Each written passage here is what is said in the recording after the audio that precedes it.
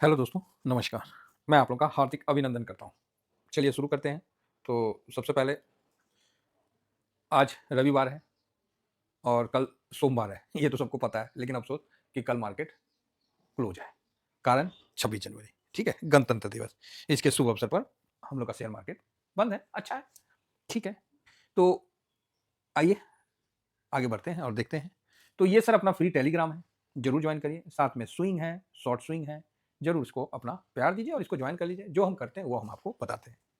अभी हम सिल्वर पर डिस्कशन करेंगे, सिल्वर पर बात करेंगे और आगे का रणनीति तैयार करेंगे, ठीक है?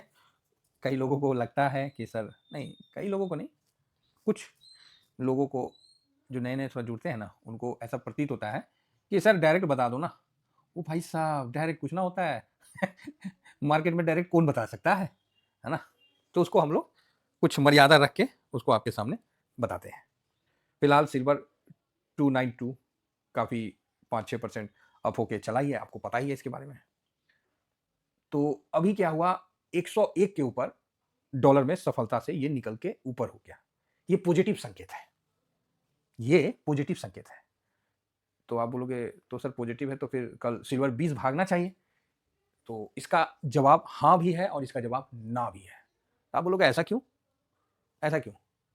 क्योंकि आपने देखा था, अब इसका कारण आप प्रीमियम, एनएवी जो भी आपको समझना है टेक वो समझते रहिए। क्योंकि जिसने मार्केट को जितना ज़्यादा समझा है, वो तो सिल्वर को 90 पे ही बेच के निकल गया था। समझे? जिन्होंने नहीं समझा है, बिल्कुल अनभिज्ञ रहे, वो 180 पे बेच के निकल गए। लेकिन जिन्होंने डिसिप्लिन के साथ चला है, और लॉन्ग टर्म वाले भी 180 तक बेच के चले गए, क्योंकि डबल हो गया, डबल से भी थोड़ा ज़्यादा हो गया, बेच के चले गए।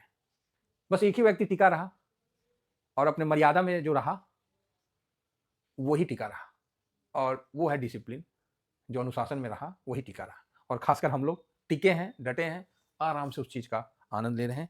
ये आनंद जिन जिन लोगों ने साथ जुड़ के अपना निर्णय ना लेके हमारे दिशा दिखाए हुए मार्ग पे आगे बढ़े हैं, उनको इस चीज़ का बेनिफिट, लाभ मिल रहा है। लेकिन इसमें मेरा कोई रोल नहीं है, इसमें उन लोगों का रोल है जिन्होंने अभी तक इस चीज़ पे भरोसा रख के चला है और उनको इस चीज़ का बेनिफिट मिल रहा है।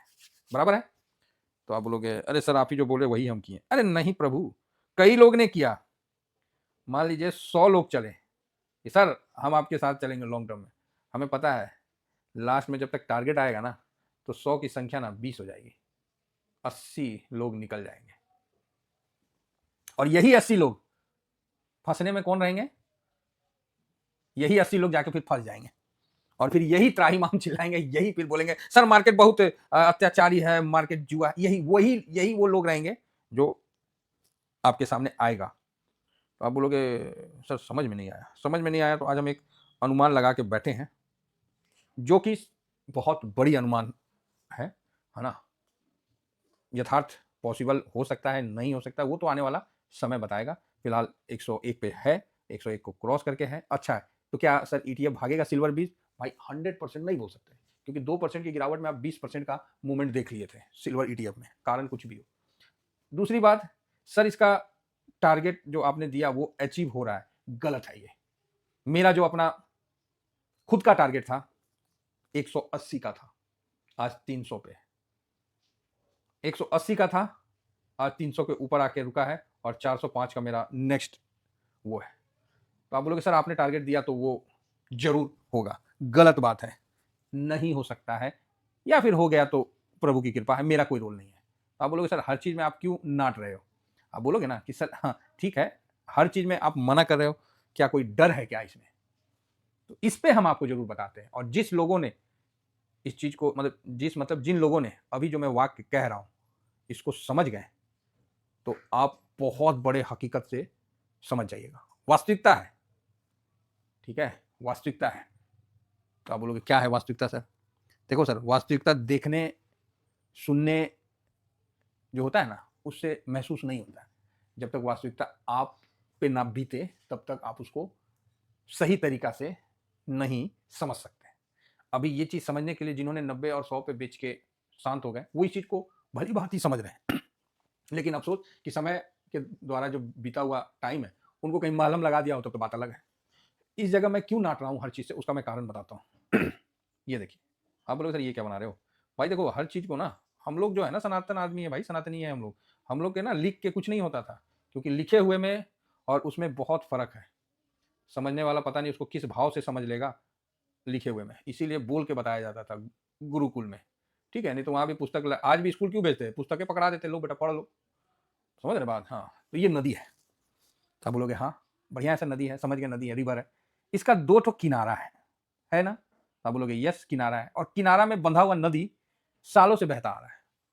सालों से लोग इससे खेती कर रहे हैं, जीविका चल रहा है और सृष्टि में अपना कार्यकाल को आगे बढ़ा रहा है सालों से।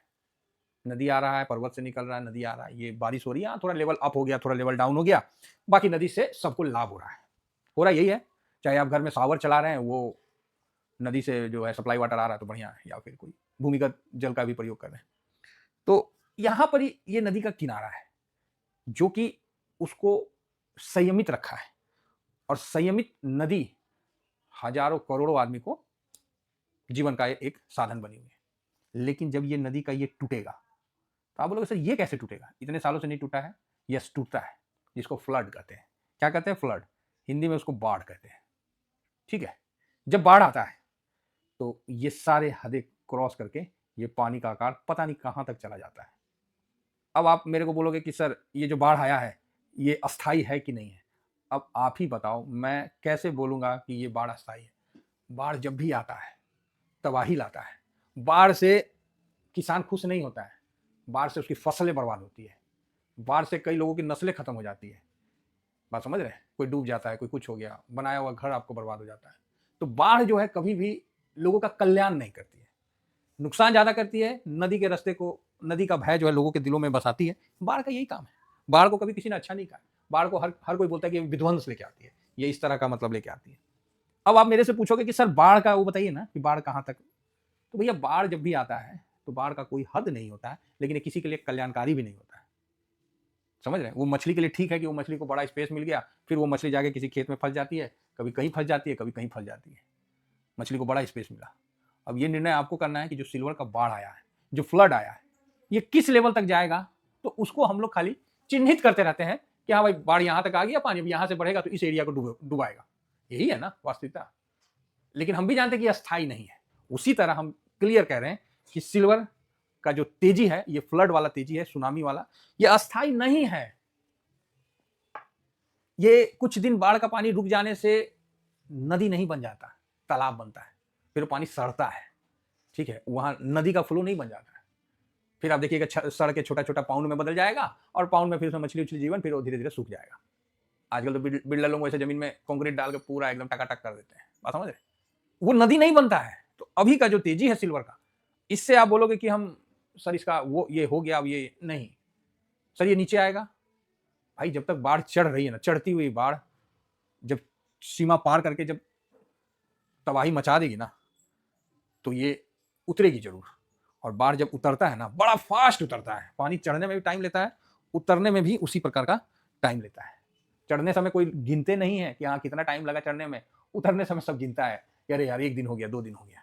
सेम कंडीशन सिल्वर के साथ है। इसलिए दोस्तों अगेन कह रहा हूं, संभल के करना, पछताने के लिए फिर आपको कोई रोकेगा नहीं, क्योंकि सिल्वर कम से कम 50% आराम से टूट सकता है, आराम से टूट सकता है। इवन 50 नहीं, ये 65% भी टूट सकता है, खासकर सिल्वर का ईटीएफ। और जिसका झांकी जो है आप लोगों ने देख चुका है, सिर्फ 2% फिजिकल गिरा, 2 से 3%, और ईटीएफ में 20% का आपको मूवमेंट दे दिया। टेक्निकल चीज क्या टेक्निकल होता है? कौन कहता है कि एनएबी आईएनएबी और ये सब देख, अरे क्या मूर्खपनी है। टेक्निकल कुछ होता है? धजियां उड़ा के रखा है। क्या टेक्निकल है? फालतू बात है।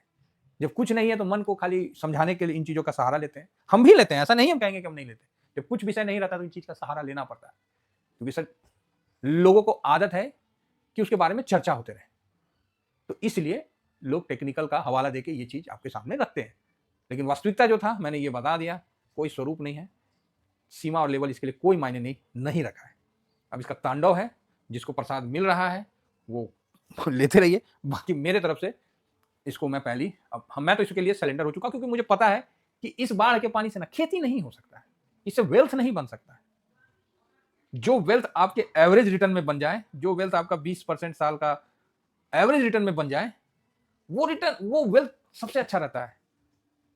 और मैं हमेशा एवरेज रिटर्न को ही प्राथमिकता देता हूं कि मेरा साल का 18% 20% बन जाए ना, सर बहुत है।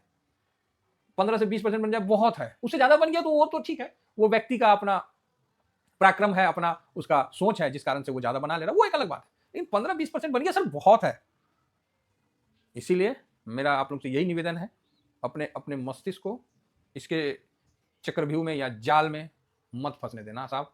नहीं तो ये ना नदी से बिछड़े हुए, जैसे मछली नहीं तालाब में जब फंस जाता है, फिर खेत में फंस जाता है, तो किसी के नाली में बाढ़ में मछली निकल जाता है, जुदा हो जाओगे सर। वेल्थ तो बहुत दूर की बात, हमेशा के लिए आपको एक दर्द देगा। ठीक है, कोरोना में भी सेम यही हुआ था। 20,000 का चीज 50,000 चला गया था। ठीक है, गोल्ड का और सिल्वर भी उसी प्रकार। बस सिल्वर ये था कि उस समय ईटीएफ नहीं था तो गोल्ड ही था। कोई सिल्वर ईटीएफ आपको नहीं मिलेगा कोरोना टाइम में, गोल्ड ईटीएफ था, तो वहां से हम लोग हेज किए थे। ठीक है, तो चलिए, उम्मीद करता हूं कि आप लोग मेरी बात समझ गए होंगे, और समझ गए हैं तो इसका पालन भी करिएगा, मतलब इसको डू इट करिएगा, जिससे क्या है कि आपका किसी भी प्रकार के उसमें आप ना फंसो। तो सर अभी कोई बाइंग सेलिंग, फिर वही, इसका कोई जवाब नहीं है, इसको आपको खुद ढूंढना है। और यकीन मानिए, आप अपना इतना छोटा अमाउंट लगा के रखिए कि वो टूट भी जाए ना तो आपको दर्द ना हो। बेनिफिट दे दिया तो ठीक है, बुक कर लिया। अब इस पे एक रेगुलर व्यू रखिए, इस पे अब ज्यादा नहीं कि नहीं यहां तक जाएगा, अरे नहीं, हो गया जहां तक हमारी क्षमता थी वो हो गया। अब ये फ्लड है, और फ्लड का कोई रूप नहीं होता, कोई आकार नहीं होता, इसीलिए इसको थोड़ा इग्नोर करने का कोशिश करिए। नहीं तो अगर इसमें ज्यादा घुसिएगा, आनंद भी देगा, लेकिन गच से ना जमीन आ जाएगा। और जब जमीन आ जाएगा ना, तो बड़ा से बड़ा जहाज हो ना वो भी स्थिर हो जाता है। एक दिन का 20% का मूवमेंट देख लिया था ना परसों का, इसीलिए मैं सावधान हूं और मैं आपको सावधान कर रहा हूं। Thank you very much. जय हिंद, जय भारत।